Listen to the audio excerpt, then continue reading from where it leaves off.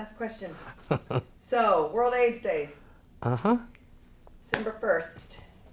Yay, What? my other birthday.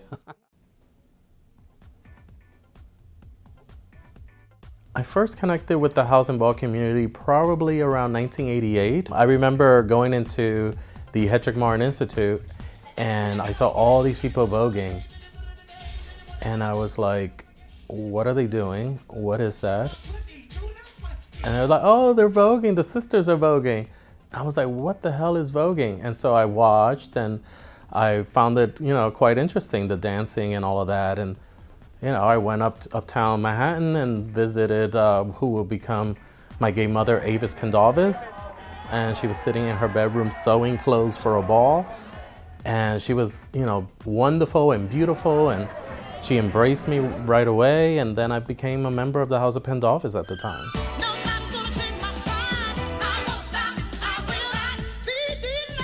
And one of the most beautiful parts about ballroom or houses is parents making sure that young people go to school. That's how I ran my house. My house was making sure that young people were doing what they needed to do.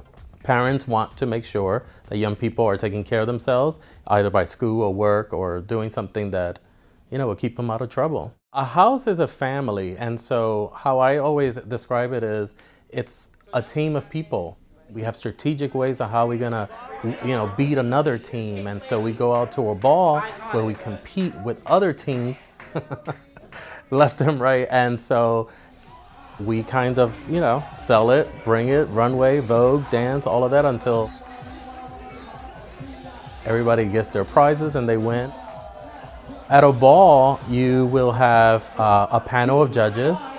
Usually judges are people that are either legends or icons. And so these legends and icons are the ones that are voting if you're amazing or not. You have the DJ, you have the commentators that run the show. Without an amazing commentator or two, you don't have a good ball. You need the best of the best.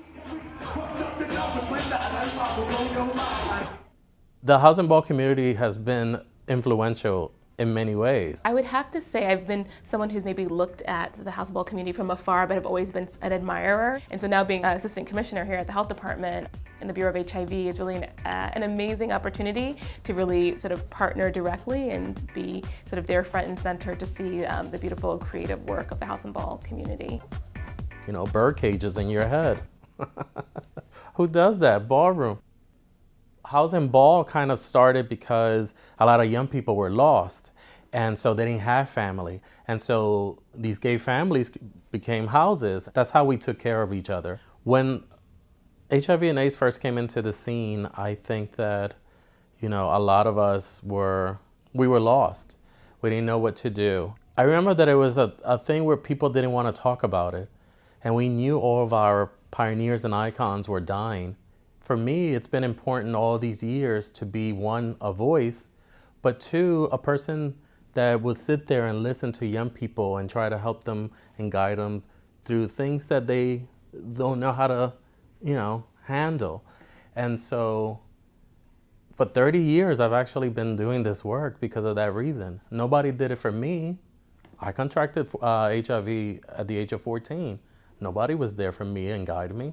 So I feel like I need to be that for young people. Really important for us to really begin engaging with young people, LGBTQ young people, starting early on, letting them know that we're here, we're providing positive, non-judgmental sexual health care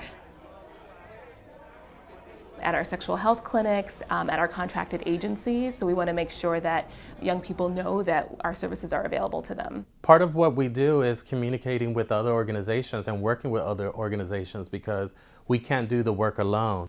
It's important for GOLD and the New York City Police Department to work with organizations such as the GMHC to decrease stigma. There's a big education component that GOLD does. We're not just out there fighting crime. A lot of the young people that we work with, they go through a lot every day. A lot of them are dealing with a lot of things in terms of homophobia and transphobia.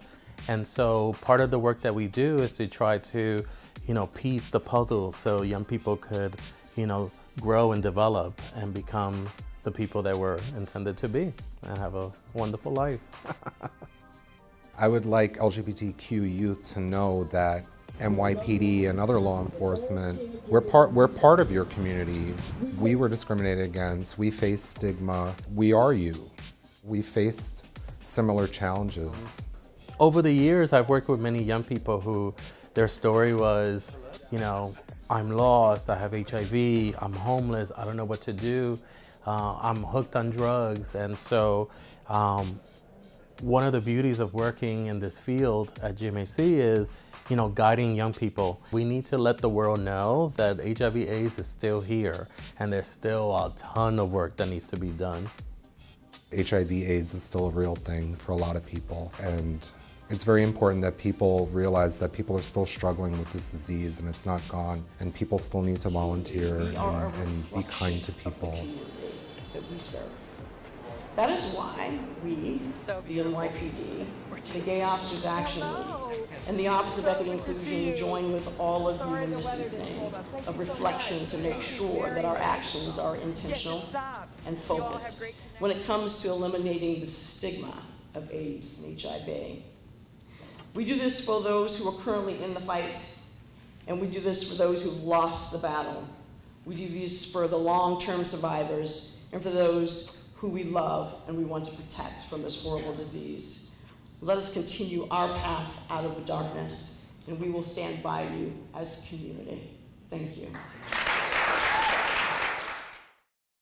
Do you want people to understand about the importance of World AIDS Day? Why is World AIDS Day important?